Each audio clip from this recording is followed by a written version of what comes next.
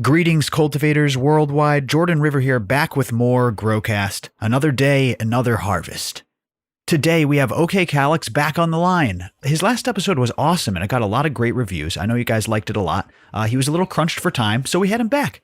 This episode is dope. We go more into his KNF practices and composting and JADAM, to be more specific, and all sorts of stuff. You're going to love this episode. OK Calyx will be back on and definitely be on Growcast TV, I'm sure. Stay tuned for that. Before we get into it with OK Calyx, though, AC Infinity, everybody, the best grow gear in the game. Code GROWCAST15 saves you 15% at acinfinity.com. They've got the thick, sturdy tents with the thick canvas and the thick tent poles, the best tents in the game. They've got the fans that you need, the inline fans, the Cloud Ray oscillating fans now. Again, code GROWCAST15 for 15% off. The best quality grow gear you can find. They've also got lights and scissors and pots and hangers and so much more. But when it comes to the fans and the tents, there's no one else out there that does it better. The inline fans, the Cloud Line series, are fantastic. The S series is the simple series. Still comes with a 10-speed fan controller. And the T series comes with a controller that lets you automatically dial in your temperature and humidity. acinfinity.com, code GROWCAST15 for 15% off. They even have grow kits that come with everything you need to expand. Get that second veg tent, get that second flower tent you've been thinking about. Save with the kit and use code GROWCAST15, which now works on those kits, saving you extra money with the best gear in the game. acinfinity.com. They've been our partners for years. We brought these guys along a long time ago. They've really expanded and done a great job. acinfinity.com, code GROWCAST15. All right, let's get into it with OK Calyx. Thank you for listening and enjoy the program. Hello, podcast listeners. You are now listening to Growcast. I'm your host, Jordan River, and I want to thank you for tuning in again today. Before we get started, as always, I urge you to tell a grower about the show, turn someone on to growing, check out our membership at growcastpodcast.com/membership and /classes to see all of our awesome grow classes near you. Today, we are deep into Plant Nutrition July. And we have a return guest back for part 2, as promised. We're here to talk about ferments and composting and JADAM and all sorts of fun stuff. OK Calyx is on the line. What's up, OK Calyx? What's up, my friend Jordan? How are you, brother? Doing good, man. Doing good. Listen, your first episode was a hit. Everybody loved you coming on the show. People loving your Instagram page, following everything you do with the breeding. But we barely got into, in fact, we didn't get into at all of your awesome organic work. You're a huge composter. You work with ferments and stuff like that, JADAM. I want to get into all of this today and just dive into like all of your knowledge and how long have you been doing this? Like specifically, not just gardening, but how long have you been doing all the composting and JADAM stuff? Yeah. So in that first episode, I said when I first started growing legally, it was legal. I used Fox Farm stuff. Right. And so starting from there, I had a friend introduce me into a product called Recharge that I'm sure plenty of y'all know about. And that's when I started realizing, oh, this is microbes and, sugars in it and bacteria. And I was looking at it like, man, that's interesting. I have no idea what's going on here, but this is neat stuff. Anyway, I started using that product and it was definitely a good product. I loved it, enjoyed it, still got a bag of it. And that's what got me into doing organics. Because that was the first step, like, oh, there's organic stuff out there, and I can buy organic things. And it's morphed into now I make my own stuff, of course. Yeah, those homemade inputs. That's correct. The reason I got into composting is because it was costing me $25 to fill up, 2 10-gallon bags. And I'm like, golly, it's expensive, man. I'm wanting to grow, I'm wanting to limit out on my plant number, of course. And I'm wanting them big. So I'm using, rather large pots to begin with. Mm-hmm. And it just costing a lot of money to buy dirt. And so I was like, man, I'm just going to start composting out here. And what happened was one summer when they were building a bunch of neighborhoods here in my hometown, the landscapers were going through in these new houses and putting in trees. And the big old, these tree buckets or whatever they would be, they were huge. Uh-huh. They were 45-gallon buckets, and they were hard plastic. And so I grabbed one of those, brought it home, and on my Instagram page, the very, very beginning, you'll see that's what I used. And free. So I used that thing. totally free, man. Good. It was big too, and I loaded it with fruit. And there's the fruit market that's by my house, and I constantly am getting. I'm a dumpster diver, man. I have no pride. I will get the food. I don't eat all of it, but sometimes, man, at the fruit market, there's good watermelons and cantaloupes, tomatoes, onions, Dude, that and they drives me throw them away nuts. just because they have so much product, dude. Yep. It drives me crazy. That's a whole nother thing. Sometimes just because they're deformed. Listen, I don't want to start defending the That's a garbage whole eaters nother of the world, but I will. They'll throw them in the garbage not because they're rotten and unfit for consumption. Sometimes they'll be deformed or just fucking just They're beyond not some pretty. sort of sale date. I'm like you, man. I'm a street rat. I am too. It's good food, man. You know can't just why? let that go to waste. It's good food. That's exactly right. So moving on that, I would go to the fruit markets and any dumpster behind a grocery store, and I just started looking in them. And there are two dumpsters now that I go to every single day because they're right on my drive to work and from work. And when I'm driving home from work, the stores are closed, and so no one's around. Man, I just go back there and load up, and I got lots of pictures on Instagram of dumpster diving. And so I started really using all those fruits and vegetables to try to begin composting. I started adding my leaves and grass, and I just had me a nice little pot of compost. And within a good 6 months over the summer, it was turning into some really good, dark, good-looking aggregated soil. It was really beautiful. Anyway, I started growing in it, and I grew totally in my own compost at one time, and it totally worked. And so that's when I was like, all right, it's on. I'm going to make enough compost that I can grow all my cannabis plants in, and then I can definitely add a lot of compost to my no-till soil beds outside. Wow. And now what has happened is my oldest son was working with one of my neighbors over here, just 2 houses down. She's a widow, and he was cleaning her yard for her one day, and she was like, "Kid, do you know anybody who wants these compost bins? I've got 3 big compost bins." And she asked my son if she knew anybody that wanted them. And he immediately comes to me and is like, "Dad, you're not going to believe what she's about to give you." So I've got 3, they're called home composters, but they're basically big cubic yard worth, which is kind of what you want to keep the heat in when you're composting. You need mass. You need a good pile of stuff to keep heat in. But these things are big enough to really keep the heat up with my composting. So that's how I began composting, to save money on dirt. That is the reason I started. Fucking right, dude. I think a lot of people want to get into composting, but they're a little bit intimidated. You know what I mean? Sure. And Yep. Whether it's just a bin in your backyard or one of the bokashi bins on your counter, I think it's a great, like you said, leap into this kind of bigger world of making your own inputs, whether it's the compost in your soil or water soluble calcium from your freaking eggshells or what have you. So got into composting, and then I think that's when I got on Instagram. Because again, but even before Instagram, man, I was in the dark. Like, I didn't get on Instagram till maybe 2 years ago, I think it was now. But I'm in the dark, really. And I had a friend keep telling me, "Dude, you've got to get on Instagram. You've got to post this stuff. People need to know this," and all that. And I was like, man, nobody cares about this. This is dirty and mucky and gross. And it's almost embarrassing the amount of flies I could have back here if I didn't really take care of things. And I didn't almost want to show this. Yeah. But then I started doing it, and I was like, I just started showing like, hey, compost videos, here's what I do. And dude, it blew up. People love this stuff. They'd love to learn how to compost because you're really, again, you're not doing a whole lot. You're adding a bunch of stuff in a pile, and then you can add microbes or other things to it to speed the process up. But if you just want to leave a big old pile in your backyard, like a big deal of chicken wire, just a circle of it, some kind of little square box maybe, and just start throwing your food scraps, leaves, and grass in there. Before you know it, you're going to start seeing this nice, rich, humid, black-looking stuff on the bottom. And, man, that is gold to the organic growth. That's awesome, man. Like, there's different styles of compost. There's different types of compost. But I don't really go for a style. This is just my way of doing it, right? It's just I just started doing it, and it's still going. But I have a lot of fruit and vegetables in mine, and those things break down fast. Fruit,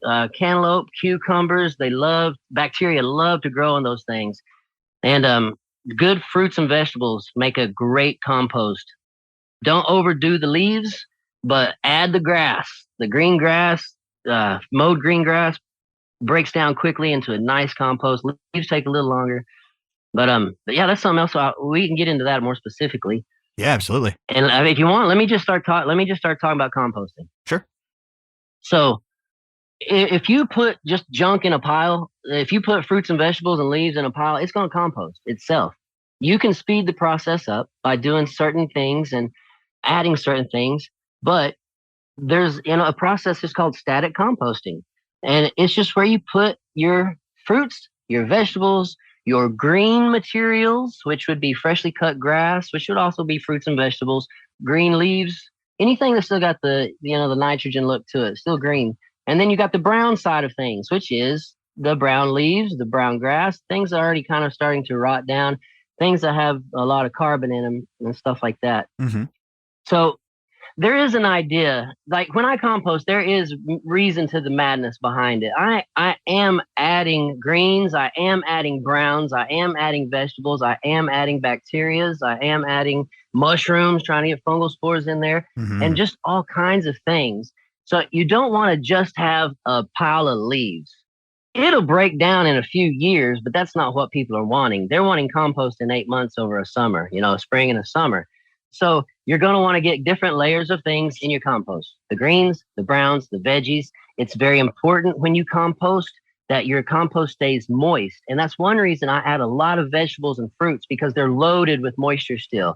And right now I'm looking at my compost bins, and about 6 inches and below, all the holes have just running out with just juice, just gooey stuff. Ooh. And it's all dripping down on the ground, but I've got it covered with leaves and dirt, and I'll scrape that up and put it in my composter and my JADAM later on. But you want your compost moist. If you don't have compost wet, your microbiology stops working or just isn't present at all. Right. And also a lot of the shredders that you want in composting, such as black soldier flies, red wigglers, millipedes, centipedes, things like that, they like a little wetness in there. They don't like it just totally dry. An ant will like it kind of dry. They don't like wetness, but the things you want during composting, they want it moist. You also want moisture in there to create some more heat, because when you composting, you're wanting, there's certain temperatures that are recommended. And the peak temperature is 150. That is basically recommended by, almost all composting books. 150 you peak out at, and you always want to try to keep it, above 110, 115. Is it important to take those readings, in your opinion, regularly? Okay. When you first start composting, if you have the ability to, it's really helpful. Sure. Because it's a tangible reading that you can be like, okay, that activity is going on inside my big pile of compost. Okay, good That's point. correct. So it really helps when you're learning. So I have a compost thermometer, and it always stays in my compost bins. I hardly ever look at it because I know what's going on by the looks of my compost. What's running out of the side of it. Is it gooey? Whenever I open a small door, I can put my hand close to it. Am I feeling a good amount of heat in there? Or in the morning time, whenever I might turn a little bit of it, am I seeing some steam come off of it? Those are indicators that are telling you the same thing that thermometer is telling you. So after a while, you're like, I don't really need a thermometer, but it's nice to have in there. So I would definitely say get you a thermometer. I know that on Amazon, the one I got is about $25. The longer the thermometer point, how the thermometer, the probe, the longer the probe, the more expensive it is. And my probe, I think, is a 2-foot probe. And that'll get to the middle of my compost. That's what I want. So moisture is important. Understanding some temperatures is an important thing. Having different types of materials is another thing for composting. Now, what I am doing this year with my composting is I'm not turning it as much. I'm still adding all the fruits and vegetables, the greens and the browns, but this year I'm trying to do things that are less work for me. And so instead of turning it like weekly, like I did last year, and really just getting in there and seeing what's going on, I've turned it one time since March this year, and that was just yesterday. What difference did you notice? I mean, I know that it acts a lot faster, supposedly, when you're doing it versus the static sits there. If you turn it, it's supposed to go faster, but you tell me, because that sweat equity, man, it's backbreaking. So what differences did you notice? So the differences that I did notice is when you turn it, you're definitely going to get a compost that will be broken up just because of the action of turning and breaking and grinding things together as you're mixing it all together. Because what I saw in my compost is my leaves were perfectly leaf shaped, but they were just super duper thin and webby, and so they stayed piled up a lot. And I was kind of having to bust these leaf piles up a little bit more than normal, but the heat was in there. The shredders were all in there. I kind of liked it the other way a little more. I think next year I'll turn it, probably 2 to 3 times before midsummer. And again, I don't want to work a lot. I just don't want to do that. And that is one thing that I try to do. My wife calls it lazy genius, that they're like, I'm lazy as you can be, but the shortcuts I create are genius. They're off the chart great because it makes your life easy. Exactly. And that's the way I want to be. And with composting, it's the same way, because it's back breaking. It's shoulder hurting. Your neck hurts after you're turning and digging and lifting from the bottom. Exactly. So, I'm getting older. I'm in my 40s now, man. I'm trying to, save my body a little bit. But turning it, I like the look of the compost. I think, but that's going to happen in the end product anyway, whenever I go to, turning it a lot and really getting it mixed up. Or just finding that point of diminishing returns where you turn it this many times and then it gets that consistency that you want. Now that you've mentioned that, I've seen some composts and some soils that are comprised of compost that have that underturned webby consistency. That was interesting when you said webby. It just made me think back to I feel like I've seen that consistency in compost before, and I didn't know that it was due to lack of turning. Yeah, I think so. I think it's just not getting turned well. I'm sure those big piles get turned big and get turned, hard once, twice a week. Sure. But what I'm talking about are commercial composters. Yeah, but in the middle, big piles. It might get turned. I see what you're saying. Might not. Yeah, exactly. So might not. Might not get turned. And of course, the different materials that they use to make the compost also. You got different types of compost. Another direction is you have fungally dominated composts and you have bacteria dominated composts. And you can create these conditions to, increase your fungus or increase the bacteria. And like with fungal bacteria, you want aged brown organic material. Just brown items, leaves, bark, wood chips, twigs, branches, whatever contains that carbon. And the remaining dead wood that's left that hasn't been chewed up by any kind of bacteria, it's got lignin in it. And lignin is something very difficult to break down, and really only fungus will break it down, and it takes a while. And so the more woody things you have in your compost, the more the more attraction of fungus you're going to have, because it likes lignin. It likes the long chain stuff. So, if you feel like your soil lacks fungus that you're growing in, you can create a fungally dominated compost that has a lot of those woody, twiggy parts in it, and it takes longer, but after a year or so, you're going to have a really nice fungal compost that you can spread over around your plants on your beds, and you're going to increase your fungus. That's all it is. You increase your fungi all over the place. And then the other one is the bacterially dominated compost, and that's more of what I do, Jordan, is a bacterial dominated compost. Because of all the fruits and veggies, and because bacteria act so much faster than fungus. It will colonize so much faster. It will break things down way faster. It will show up faster. Also, I can propagate bacterial microbes way faster than any kind of fungus at all. And right now I've got a 5-gallon bucket full of, about halfway full of water. I chopped up tomatoes and cantaloupe. Now just put it in there, and I added just a splash of bioag bacteria. And in 3 days, I'm going to have a white film over the top of everything, and it's going to have cultured a bunch, and I'm going to dump that in my compost, just constantly adding more bacteria. Hell yeah. Just a splash. That's all you need. Dude. I love it. Okay. So I learned this from Jeff Lowenfeld's book, the Teaming with Microbes one. He has the trilogy. That's one of them. Teaming with Microbes is a really good book. Chapter 16 is composting. Chapter 17 is mulch. I know this because I've read the thing multiple times. Now, the idea that I got from him is, and again, it's the big picture of nature, the successions of nature and how things grow, how a land can start off real barren, but then after time, smaller grasses can move in and have a little bit of growth and start to create a small layer of dirt, and then bigger grasses, and so on until you have a nice forest, right? And at different stages of nature's growth, bacteria and fungus act differently, right? at the beginning of these quicker annual plants, bacteria work well with them because they grow quickly, they do their thing, and then they're done. And bacteria are quick workers. Mm-hmm. But when you get into the bigger evergreens and the tall oaks and things like that, that's when you get into these relationships of mycelium and trees, and they go for miles underground. That took time. That takes a lot of time to establish that. And so it takes time for those bigger trees and things to grow. With cannabis is an annual, right? I mean, you can re-veg it and all that, but it's going to do its thing and be done. Right. So the idea that I took, and hopefully I'm not wrong, the idea I took is that with those type of plants, you want a higher bacteria ratio than fungus, because these plants are just going to be in and out quickly. Now, this is if you're growing in pots. Right. Let me say that. If you're growing in pots, not living soil, no-till bed, not a place that you're not going to disturb it. You're just going to let it sit there. I'm talking about a pot that's going to be dumped out and used again, or, moved a lot. I use a high bacteria compost because I grow it, 4 months, and then I'm done. And I recycle my compost, and I'll do stuff like that.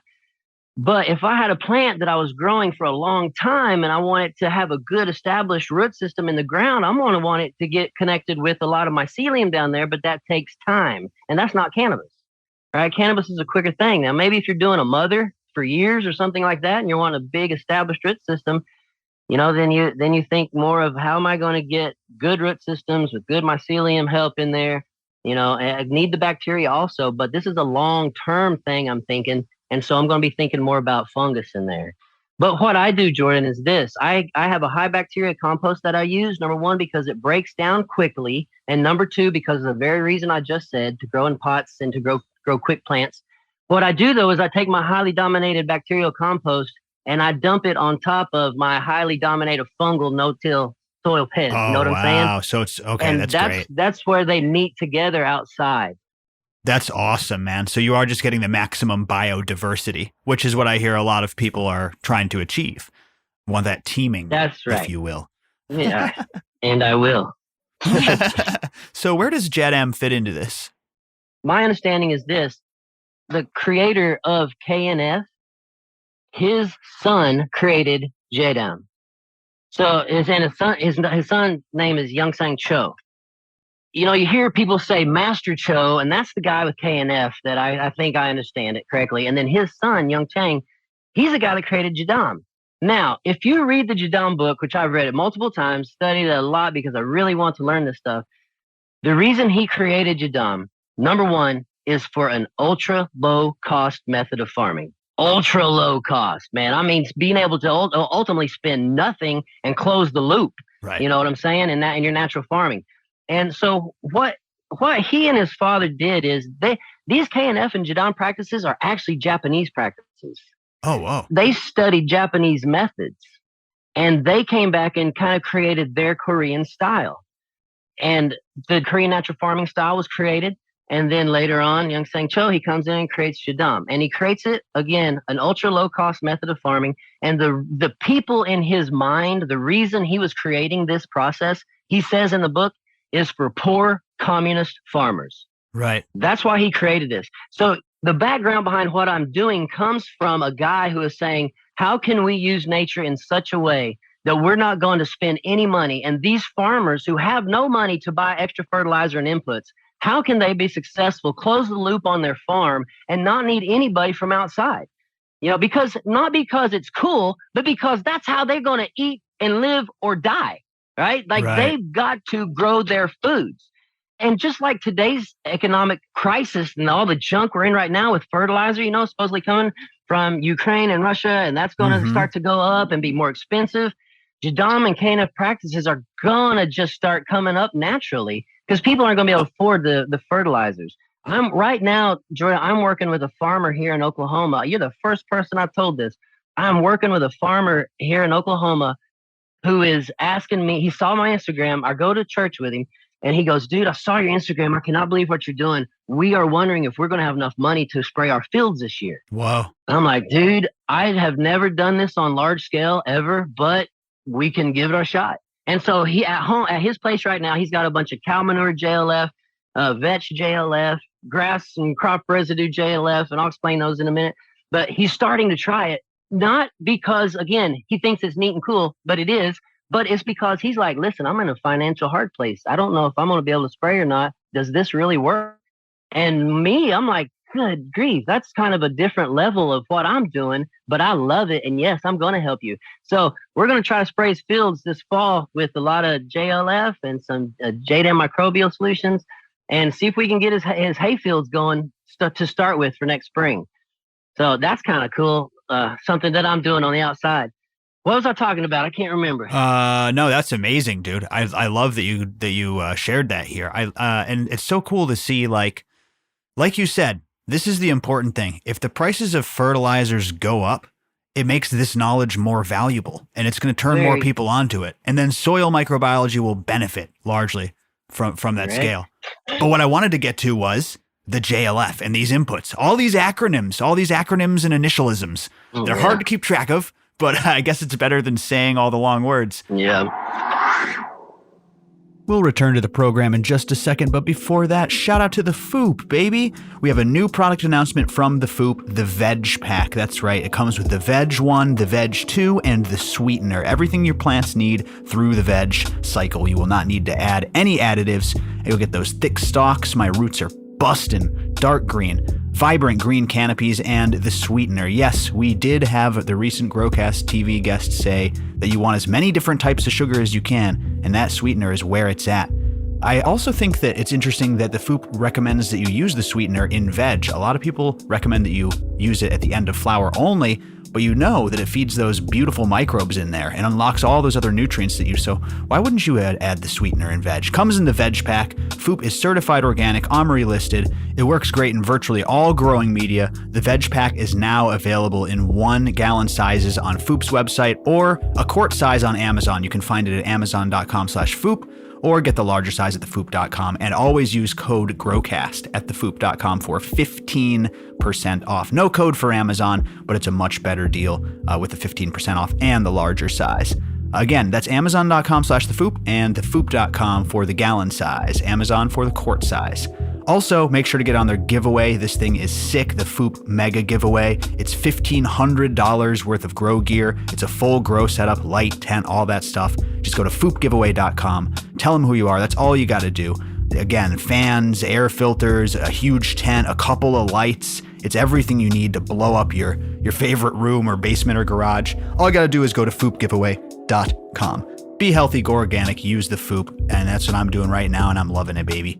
Thefoop.com, code GROWCAST. Go and try it, everybody. All right, now back to our regularly scheduled programming.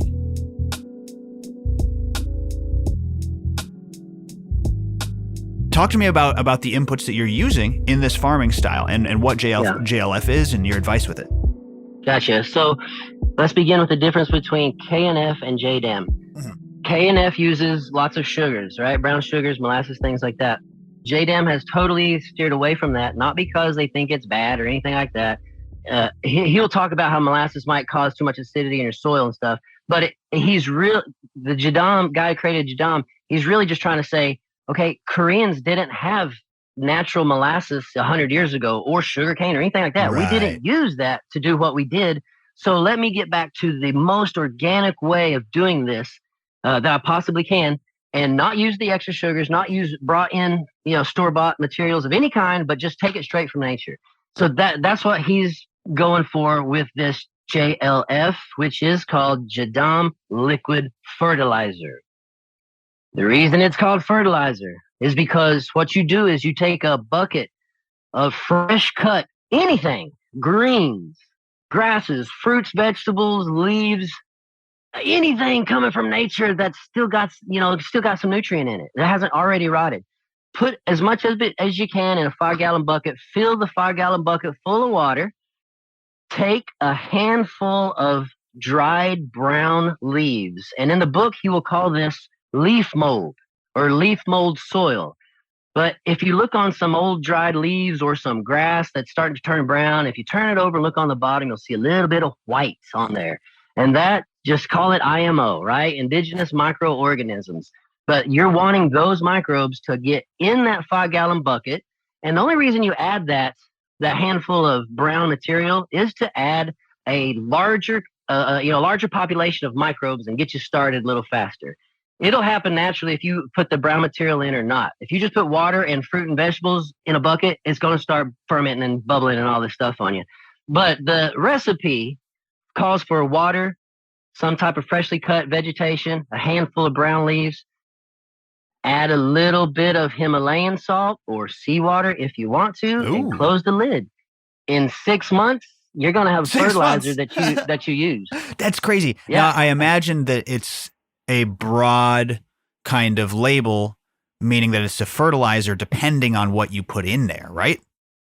That's correct. So what you have with, and I say it'll be done in 6 months. I use mine after 2 weeks because nutrients are already leaching out. But I'm talking like a real getting close to the store-bought quality fertilizer. In 6 months, it's going to be good. In a year, it's solid. You'll be using a cup of it in a 5-gallon bucket to feed your plants. That's how condensed it gets.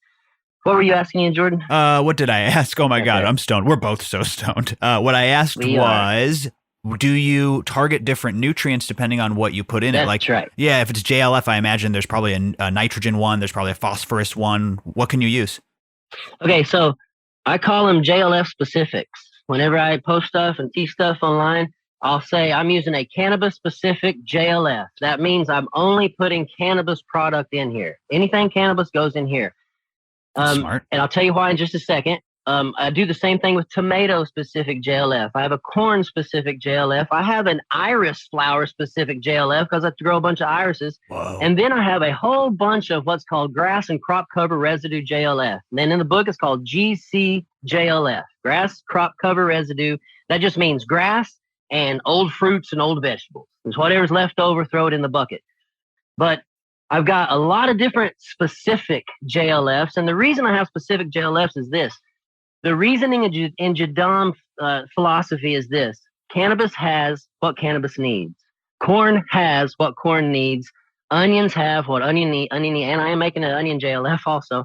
But if I put my cannabis plants that I'm not using, like I cut up a bunch of male cannabis plants and I put them into my cannabis-specific JLF, and what's the idea is that plant that I put in there was pretty, had nice green leaves. There was nothing wrong with it. It's full of nutrients, and it's full of the very nutrients that cannabis plant wanted to make it look so pretty, and the microbiology that comes along with it. So when I put that stuff in a bucket, when I put all that cannabis plant in a bucket and I add the water and the microbes and I let it sit, what's happening is all of the nutrient is leaching out of the material.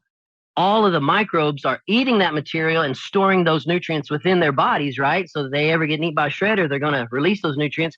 But you're having this liquid fertilizer that's starting to leach out nutrient. It's starting to get into the liquid. And I will continually add more cannabis to that 5-gallon bucket. And you will be surprised how much you can fit into a 5-gallon bucket that's already almost full. I fit 4 male cannabis plants into an already almost full JLF bucket. But I chopped it up real good and it fit. I love that. The more cannabis you pack into it, the more nutrient dense it becomes, right? Because there's more nutrient available to the microbes and nutrient to be released and leach out. So once you have the thing packed full of your tomatoes or your cannabis or just a whole bunch of combination of stuff, if you want, you're going to start getting a lot of nutrient-rich solution. And you take a cup and you dip it down in there and don't get your finger in it. It'll stink for a day for sure. And then you use that cup of juice as your liquid.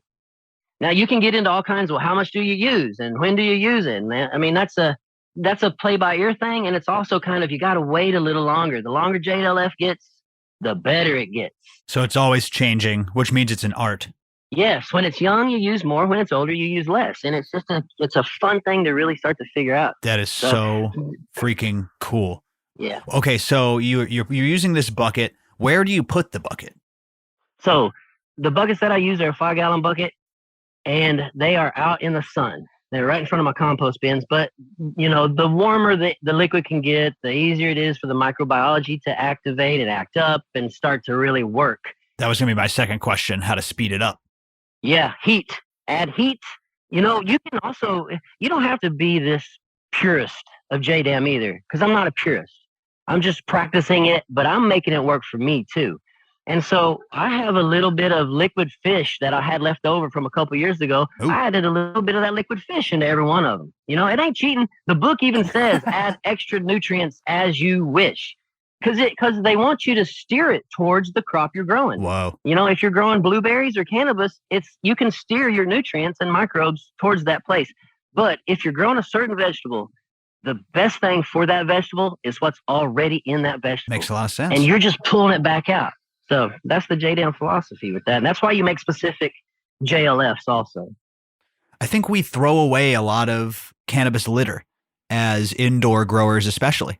You pick your default leaves, and what do you do as a tent grower? I don't know if you know this, okay, Calyx, but you stuff it in like a party cup or something, and then you throw it in the trash?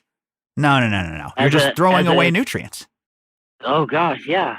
Yeah, so I go out to a lot of big grows, right? And check on things and see how people are doing and talk and enjoy my time. And all the time at big grows, they have massive brown bags designated for cannabis bioproduct, or waste product. And all it is just defoliation almost all the time. And they have to take it and burn it. They have to dispose of it in a certain way because of state rules. No and shit. What could happen is that place could make so much compost that eventually they're closing the loop on a couple of areas. Whoa. But they can't because of regulations, really. That's horseshit. They got to burn it. That makes a lot of sense. It is. I didn't know that you had to dispose of it of a certain way. I thought they made you destroy it, but I didn't know that. Burn it in front of me and let me watch. I didn't know it was that serious. But it makes sense. Of course they do. I don't know the exact specifics, but yeah, they got to destroy it somehow. Yeah, that's wild shit though. By the way, I love how I painted like the worst picture using a party cup like next to a one of those 6-pack holders for a dolphin to choke on. No, man, you got to think about this stuff. Like you said, close that loop because home growing, it can really be a big energy draw and stuff like that. And if you're thinking about that sort of thing, just see where you can improve, right? If you can just start composting and not buy compost, that's amazing. If you can reuse your medium, if you can reuse your plant scraps, I think that's a huge step in the right direction. So I love that. The JLF seems really, really simple. Like you said, using the crop itself to feed the crop. Yep. Is there any other ways to cheat? Like you said, I know it's a very simple system with just the water and the leaf mold. But if you did want to, could you like add some sugar, for instance, or would that not really help with this separate style? You know what I mean? Right. So it's a great point you just brought up. So throwing some sugar in one sense is totally opposite of JADAM. Now, I told you, don't be a purist. Try crap out, dude. Try it out. See what happens. But what I can tell you is this. JADAM style is anaerobic. KNF is aerobic, right? Lots of fermenting, lots of using sugars, lots of, things create alcohols over there on that side. On JADAM, there is no sugar. It is just replaced with microbial work on organic matter. And that's all they're doing. They're just breaking the materials down through the microbial work, and instead of pulling it out with the molasses and the sugars and having a sugary solution. With KNF, with JADAM, there's just no sugar solution. There's all the nutrients in there. But again, man, the reason behind that is not because of a nitpicky thing. I really don't think there's any enmity between the KNF and JADAM using sugar, not using sugar. It's just that he's trying to create a method that is the cheapest possible way, and you can actually cut brown sugar out if you needed to. That is a great explanation. And it sounds like it's also just not quite as conducive to this separate style of steeping. If you really want to put it into physical terms, it's like just water steep with some microbes added, and you just give it some time and some heat, and you steep yourself some nutrients. That's right. And stir it. Give it a stir. Break those materials down. It helps it out a little bit. Don't go nuts with it. I've heard one person say that they will stir some of their, now this is on the KNF side, they'll stir some of their KNF inputs in the same direction because they're trying to keep any kind of fungal chains connected. Whoa. Like getting it down to that kind of a thing. I'm like, yeah, that's cool. Always clockwise. I just don't have the brains to remember to do that. That's good, dude. I like that tip. That's really cool. So what's your oldest JLF that you have going right now? All right. Good question. I just got done with it that last fall. So I want to talk about it first, and I'll tell you what I got now. I had one that was 2.5 years old, and it was a cannabis-specific JLF. Woo. I just kept putting cannabis in there, and that was the very first one I ever did. And after a while, the liquid, after a year, the liquid becomes this emerald green, beautiful looking color. It's just so pretty. But man, it takes a stinky process to get there. You are dealing with putrefaction, decay, rotting things, bacteria that put off some stinky slime, you know. So it's just like when you start, you'd be like, ooh, it's bubbling, cool. Ooh, there's a white biofilm on top, nice, and you're starting to see all those cool, what a plectals or whatever they call them, the bubbles that the bacteria go into the biofilm. You start seeing these cool picturesque looking Yeah, sites in your totally. JLF. But then after about 3 months, you start to get into the rot and you start to get into the decay and you open your lid up and you're going to be like, oh my gosh, that stinks so bad. And yes, it does. It stinks freaking awful. And one thing about JADAM is that we have been taught if it stinks, it's bad. If it smells good, it's good.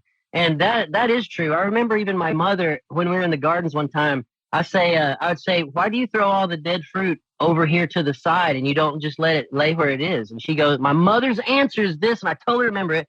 She said, sweetie, that's loaded with bacteria and viruses, and we're just going to get it out there. And that's what she said, bacteria or funguses or bacteria or viruses or something. And looking back on that, I'm like, that's what you wanted.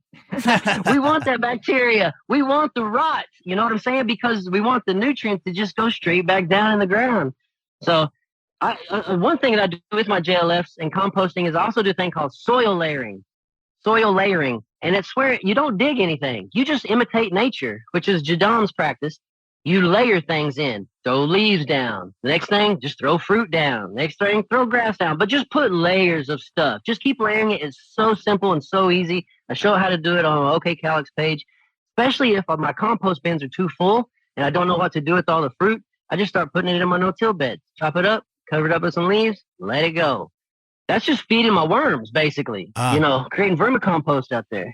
What does the layering aid in the sense of composting? Why is it beneficial? So multiple reasons. Number one, that fruit has moisture in it, and it's keeping my dirt and my soils moist, which allows my microbiology to work.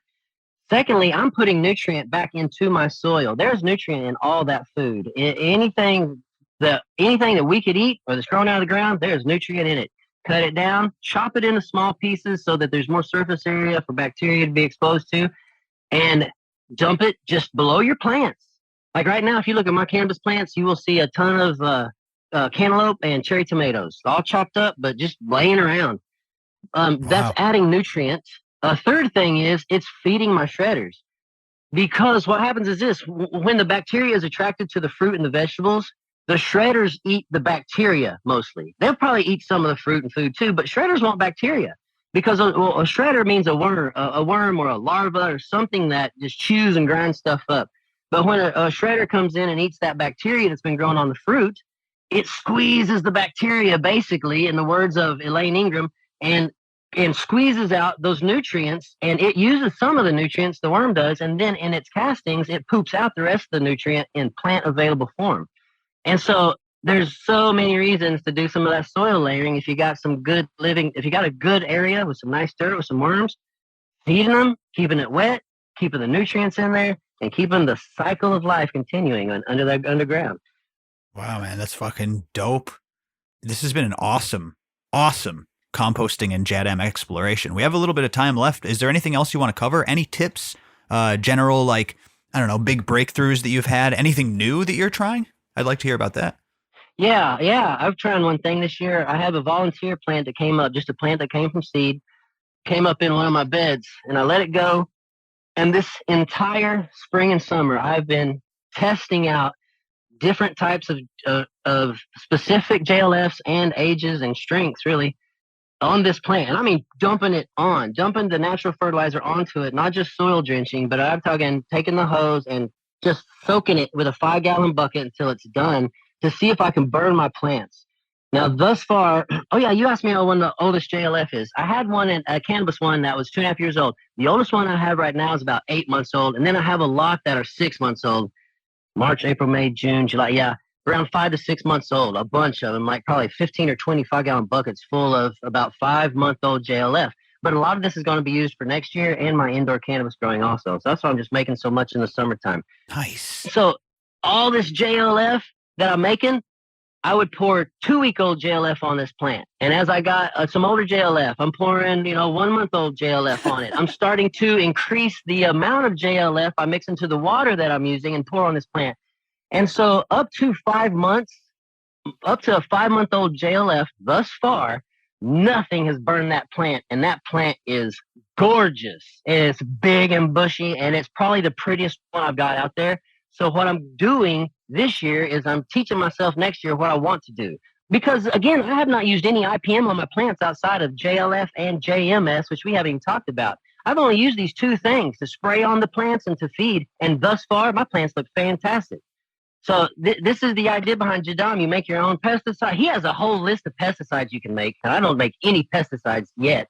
I use JADAM microbial solution as a pesticide.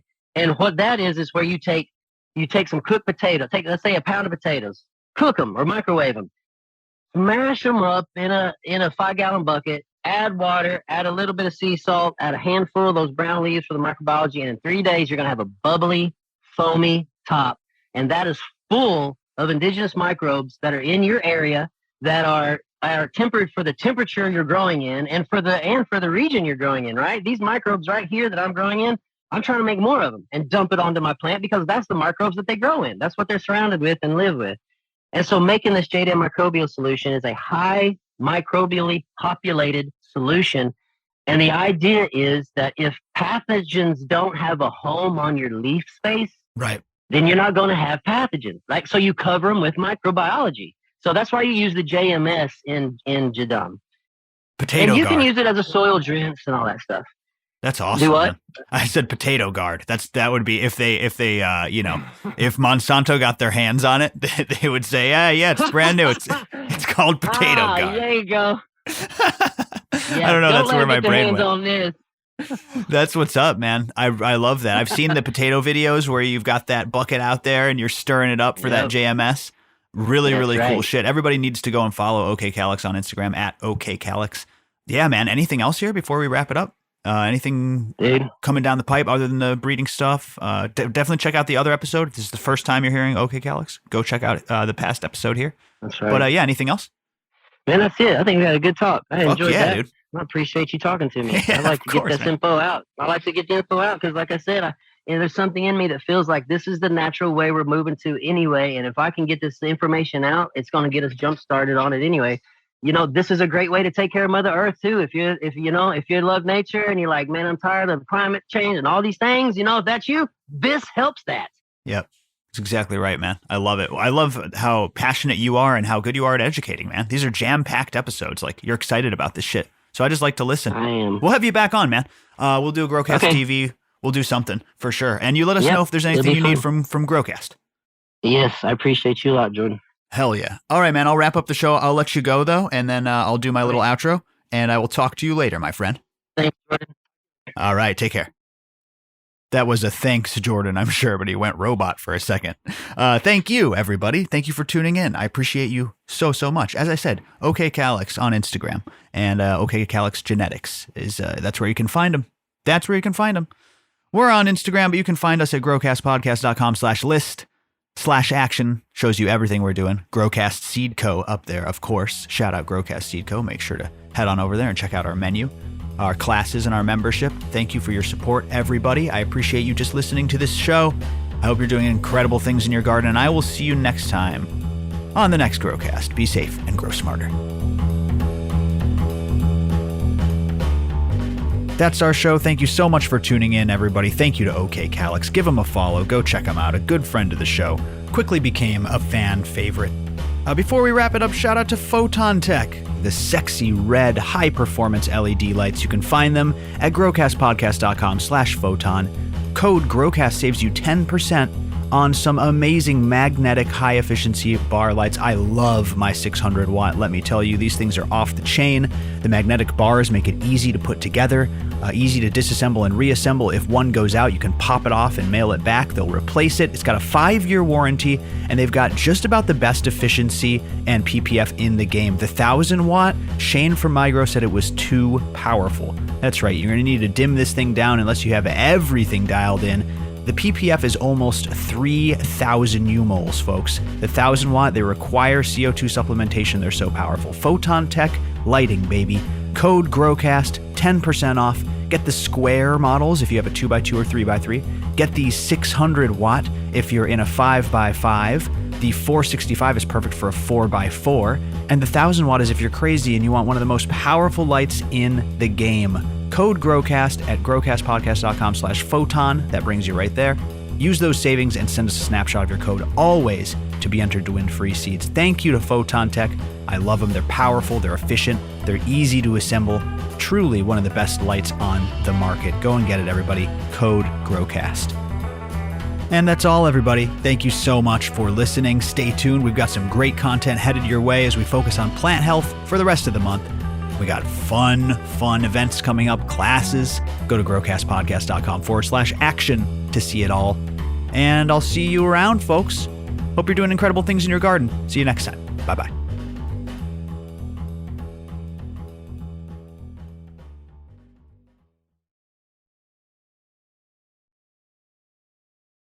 I'm a dumpster diver, man. I have no pride.